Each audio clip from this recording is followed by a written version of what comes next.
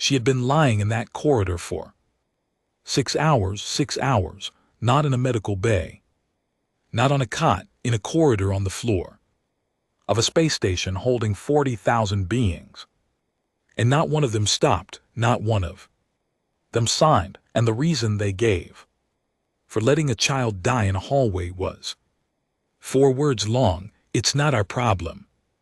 You're about to hear the story of a dying alien child, a human field medic, with nothing left to lose, and a bureaucratic machine built specifically to stop people like him. You're going to find out why her own species left her there to die, why every governing body on that station refused to intervene, and how one man with a pen and a bad temper changed the trajectory of an entire interspecies diplomatic relationship. This is the story of Dr. James Calloway, designation Echo 7, United Earth Medical Corps, and the morning he decided that paperwork was not going to be the reason a little girl died. Relay Station Theras 9 wasn't a beautiful place. It sat at the gravitational intersection of 3 shipping lanes on the outer edge of the Cath corridor, which sounds impressive until you actually visit and realize it's essentially a truck stop, but for interstellar freighters the size of small moons. The air always tasted like recycled coolant and bad decisions. The walls were the color of expired hope, and the population at any given time was a rotating cast of 40,000 beings from 37 recognized species who wanted nothing more than to refuel, reload, and get out. Dr. James Calloway had been stationed there for 11 months. 11 months of pulling dock workers out of hydraulic presses, patching up bar fights between species who had been enemies for centuries before humanity was even watching fires, and treating the kind of exotic illnesses that don't have names in any human medical database yet. He was good at his job. He was also deeply, profoundly tired of it. The morning of the incident, and it would later be referred to simply as the incident in about 40 different official documents, started like every other morning on Theras 9. Calloway was 40 minutes into a 12-hour shift, working his way through a backlog of intake forms that the previous duty medic had abandoned, drinking something the station cafeteria called coffee, but which tasted more like a threat. That's when Ensign Priya Desai, his youngest staff member, appeared in the doorway of the medical bay, looking like she'd seen something she couldn't unhear. "There's a child in corridor J14, she said. She's been there since last night." Calloway set down the not coffee. "What do you mean she's been there since last night?" "I mean she's been lying on the floor of J14 since approximately 21:00 station time. She's Vihari, and she's not doing well, doctor." He was already moving before she finished the sentence. "Here's what you need to understand about the Vihari before we go any further, because it's the whole reason this story becomes what it becomes. The Vihari are a cephalopod-adjacent species, tall, fluid-moving, covered in bioluminescent chromatophores that shift color with their emotions the way human faces shift expression. They're an old civilization, one of the oldest in the Cath corridor, and like many old civilizations, they have traditions that have calcified over centuries into something indistinguishable from cruelty. One of those traditions concerns children born with a condition they call Velthara, which translates roughly as the fading. It's a genetic degenerative condition that affects the nervous system. It's painful, it's progressive, and in the Early years of Vihari medicine, it was fatal, but here's the thing, it hadn't been fatal for roughly 200 years. There were treatments, good ones. Human xenobiologists had actually developed an improved protocol just 18 months prior that pushed the survival rate to 91%. But the Vihari cultural consensus around Velthera had never caught up to the medicine. Children born with it were still considered, and there's no gentle way to put this, a shame and omen. Many Vihari families still did what their ancestors had done. They abandoned them. They left them in public places, walked away and never looked back, and the assumption built into Vihari law was that those children were wards of nobody, not the state, not a guardian. Nobody, which meant under interstellar medical jurisdiction protocols, nobody had the legal authority to treat them without a designated guardian's written consent. That was the child in corridor J14, a 6-year-old Vihari girl alone on a floor, her chromatophores cycling through slow, dim pulses of blue and gray, the Vihari equivalent of a body shutting down, and not a single legal entity on that entire station willing to put their name on a piece of paper. Calloway found her exactly where Desai had said, curled against the wall beside a ventilation grate small enough that he almost missed her in the corridor lighting. She was dressed in a Vihari child's travel wrap, the kind given to passengers during long hauls. Her luggage, one small case, was beside her. Someone had packed her a bag before they left her. He didn't know whether to find that better or worse than if they hadn't, and he knelt down. Her eyes, all 4 of them, tracked to him slowly. The bioluminescence on her upper arms and collar flickered. He'd learned enough Vihari body language in 11 months to read it. She was frightened, she was in significant pain, and she was, and this one hit him somewhere he didn't have clinical terminology for. She was not surprised that no one had helped her. Yet she had expected this. He did a rapid field assessment. Her neural temperature was elevated. The chromatophore cycling pattern was consistent with late-stage progression. She needed a neural stabilizer and a Velthera intervention protocol within the next 4 to 5 hours, or the degradation would reach a threshold that even the best treatment couldn't reverse. Minor eminence the yet then venant. He explained the situation. He asked for emergency medical authorization under the humanitarian provision of the Thuris 9 Charter.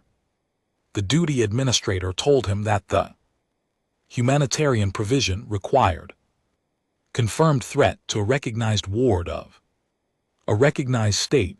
A Velthera child abandoned by her family was not a recognized ward of any state. She was, legally speaking, unclassified. He could not authorize treatment of an unclassified minor without guardian consent. Balls Calloway asked what the process was for establishing emergency guardianship. The administrator said it required a petition to the Vihari consular office on the station, a 72-hour review, and the written agreement of at least one Vihari community elder. Calloway looked at the child on the floor, looked at her slow, dimming light. Then he asked, and he chose his words very carefully, whether the administrator understood that this child would be dead in 5 hours. Administrator said he understood and that he was sorry, but those were the rules. There's a moment in a lot of these stories, and if you've spent any time in the HFY corner of the internet, you've encountered it, where a human looks at An obstacle and makes a decision, not an emotional decision, not a rage decision.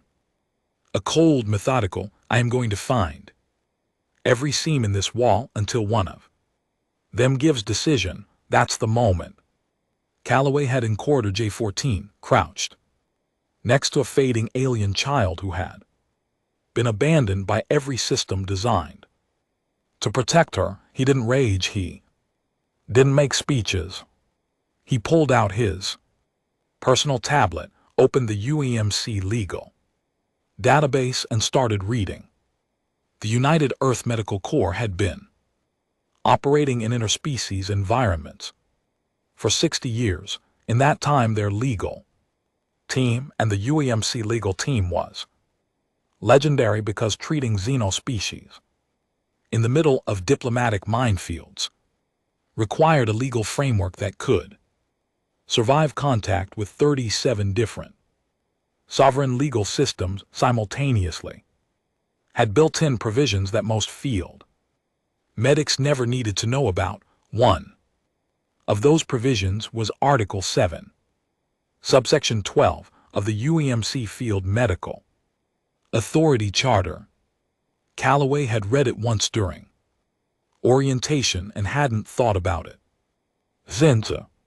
It stated that in circumstances where a sentient minor was at immediate risk of irreversible harm or death, and where no existing legal guardian could be identified or reached within a medically reasonable timeframe, a UEMC certified physician of rank Echo 5 or above could invoke temporary emergency medical guardianship, a status that granted the physician full medical decision-making authority for that patient for a period not to exceed 72 hours. The TEMG provision existed specifically because of situations exactly like this one. It had been used fewer than 40 times in UEMC history.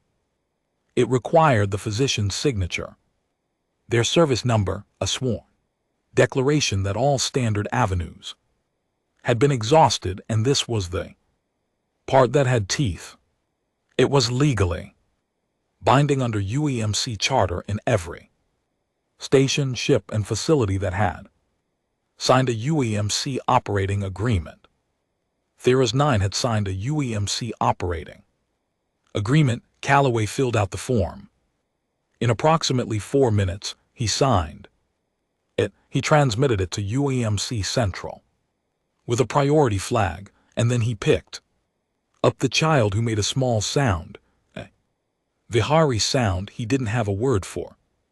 When he lifted her, carried her back to the medical bay, and started treatment.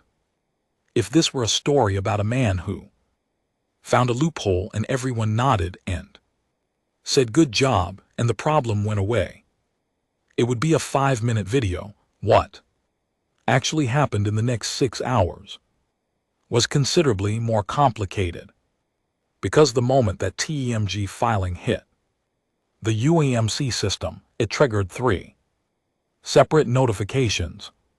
One to the Theras 9 Administrative Office, one to the Vihari Consular Representative on the station, and one to UEMC Command. And then all 3 of them, in their own way, were furious. The Vihari Consular Representative, tall, silver chromataffered elder named Kelvarath, arrived at the medical bay door within 20 minutes of the filing. He was not alone. He had 2 Vihari station security liaisons with him, and he had a document of his own, a formal consular objection citing the Vihari Cultural Preservation Accord, which gave the Vihari Consulate the right to contest any non-Vihari medical intervention in Velthara cases on grounds of cultural sovereignty. He informed Calloway that the child was a Vihari matter, that the TEMG provision conflicted with the Cultural Preservation Accord, that Calloway had no right to interfere in the internal practices of a sovereign species, however those practices appeared to an outsider, and that if he did not cease treatment and transfer the child to Vihari consular custody, immediately the Vihari consulate would be filing a formal diplomatic complaint with both the UEMC and the Ferris 9 governing council that could result in the suspension of Callaway's operating license. Callaway listened to all of this. He did not stop the treatment. He asked Kelverath a single question. Under the Cultural Preservation Accord, under the specific language of that document, does the consulate intend to arrange treatment for this child? Kelverath said that was not the point. Callaway said he understood, and he asked the question again. Kelverath said that Velthera children were a matter of Vihari internal tradition and that the consulate's role was not to, Callaway said for the third time clearly and without inflection, whether the consulate intended to provide medical treatment for this child, yes or no. Kelverath did not say yes. Callaway nodded, turned back to his patient, and said that he would be happy to review any formal complaint through the appropriate channels, which he expected would take considerably longer than the 4 hours remaining in his patient's medically critical window. He suggested Kelverath file whatever he needed to file, and that the door to the medical bay would remain closed. UEMC command calmed him 40 minutes. Later, his commanding officer, Colonel Yana Park, who had been in the UEMC for 31 years and had the voice of someone who had long since stopped being surprised by anything, asked him to walk her through what he'd done and why he did. He sent her the intake assessment, the timeline, the TEMG filing, and the neural degeneration projections. He told her exactly where the child would be in 4 hours if he stopped now. Park was quiet for a moment, then she said, Callaway, you understand that this is going to be a problem, he said. He understood. She said, you also understand that I can't formally endorse this until legal reviews it. He said he understood that too. She said the review will probably take 6 to 8 hours. He did not say anything to that. Park said, I'm going to pretend you didn't hear that last part. Do your job. Line went quiet. Callaway did his job. While all of this was happening, while Callaway was fielding diplomatic objections and command calls, and an increasingly agitated Therese 9 administrator, Ensign Desai, was sitting at the child's bedside monitoring the neural stabilizer readouts. She had been there the whole time. At some point the child had reached out a Vihari hand, four-fingered bioluminescent, and taken Desai's hand, and Desai, without making a thing of it, had held it. The child's name, they found it on the luggage tag, was Veliara, which, with grim irony, translated very closely to the word for radiance. Formal diplomatic complaint arrived 3 hours into the treatment. It was filed simultaneously with the Therese 9 Governing Council, UEMC Command, the United Earth diplomatic mission, and this was clearly intended as maximum pressure. The Interstellar Press collective wire. Kelverath had made it public.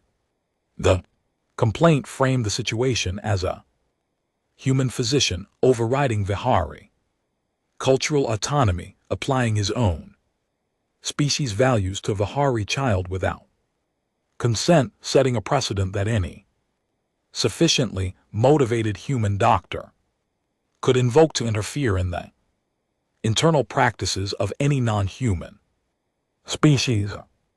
It was, as pieces of diplomatic pressure go, fairly sophisticated, and it might have worked except for one thing. When the IPC wire picked up the complaint, one of their correspondents, a journalist named Hadu Murin, who had been on Therese 9 covering a shipping dispute and was extremely bored, decided to go find the actual child at the center of the story. She found Veliara in the medical bay, neural stabilizers doing their work, chromatophores cycling through something warmer now, pale gold and soft green, the Vihari colors of cautious comfort. She found Desai still holding the child's hand. She found Calloway at his desk, not sleeping, reviewing the projected treatment outcomes and making notes in a medical log. She asked Calloway what he wanted people to understand about what he'd done. He said without looking up, a child was dying in a hallway. I'm a doctor. I treated her, that's it. There's nothing complicated about it. Myron, she asked about the diplomatic implications. He said he wasn't a diplomat. She asked whether he worried about his license. He said he worried about her. The license was a separate problem.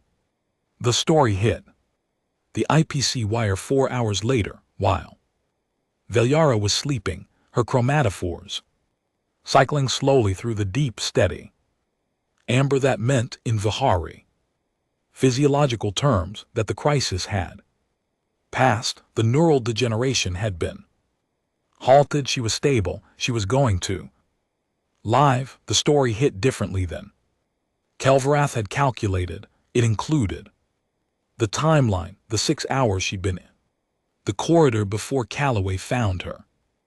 It included the neural degeneration projections. It included the image Myron had taken with Dissey's permission of a small bioluminescent hand in a human hand, and it included, because Myron was a thorough journalist, the fact that the survival rate for Velthera with proper treatment was 91%. The response was not what Kelverath had intended. Within 12 hours, the Vihari community on Theras 9 was fractured.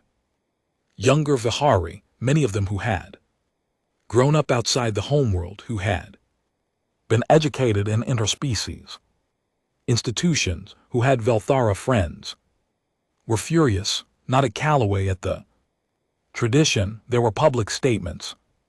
There were arguments in the station common areas. There was a formal letter submitted to the Vihari consular office, signed by over 200 Vihari station residents, calling for a review of the cultural preservation accord's application to medical care. Kelverath, to his credit, did something unexpected. He came back to the medical bay without the security liaisons. This time, he stood at the window of Veliara's room for a long moment, watching her sleep, her colors cycling, warm and steady. Then he turned to Calloway and said, in a voice that had lost most of its official register, that he had a grandchild, that the grandchild had been born with Valfara, that the family had done what tradition demanded. He didn't say the rest. He didn't have to. Calloway didn't say anything. There wasn't anything to say to that. He just stood there with the old Vihari watching a child breathe. The UEMC legal review concluded 7 hours after the treatment began. They found the TEMG invocation fully compliant. Calloway's operating license was not suspended. Colonel Park, in a communication that was technically addressed to the UEMC command record, but which Calloway suspected was written with one eye on the press coverage, noted that Dr. Calloway had demonstrated sound medical and ethical judgment in a complex interspecies environment, and that his actions were consistent with the foundational mission of the United Earth Medical Corps. The Theras 9 Governing Council closed The administrative review with a finding of no violation. They also quietly amended the station charter's humanitarian provision to explicitly cover unclassified minors. It was a two-line change. It took 6 hours of arguing, but it happened. Velyara stayed in the medical bay for 8 days. Her treatment was completed. Her prognosis was excellent. During that time she learned 3 words in English: doctor, thank you, and desai, which she used interchangeably with the second, no. Family came to claim her. No Vihari institution stepped forward under UEMC temporary guardianship protocol. The TEMG would have expired at 72 hours.